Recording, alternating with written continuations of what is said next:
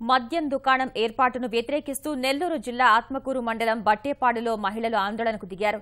మహిళలు గ్రామస్తులతో కలిసి రహదారిపై బైఠాయించారు. 2 రోజులుగా దుకాణం ముందు ధర్నా చేస్తున్నారు. మద్యం దుకాణం యజమానికి నిరసనకారులకు మధ్య ఘర్షణ చోటు చేసుకుంది.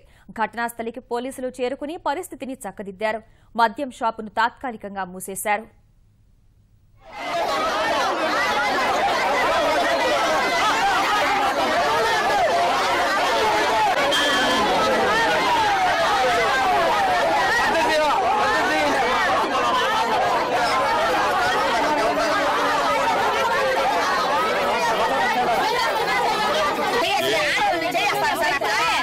తొడగొట్టి మెషిన్ తిప్పి ఏం చేసుకోండి అని అంటున్నారు సార్. వాళ్ళ 100 మంది ఆడవాళ్ళు అట్ట నిలవని దోశారు సార్. పోయి నాకు దోశ వేసి మా కళ్ళంతా దెబ్బ తగిలి సార్.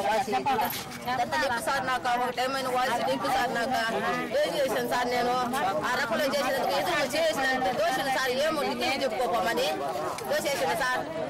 అదేమంటే ఏళ్ళు బెదిరించి మీరు ఏం చేస్తారు, రండి ఆత్మగుడికి రండి అని చెప్పి నేను మమ్మల్ని బెదిరించాను సార్.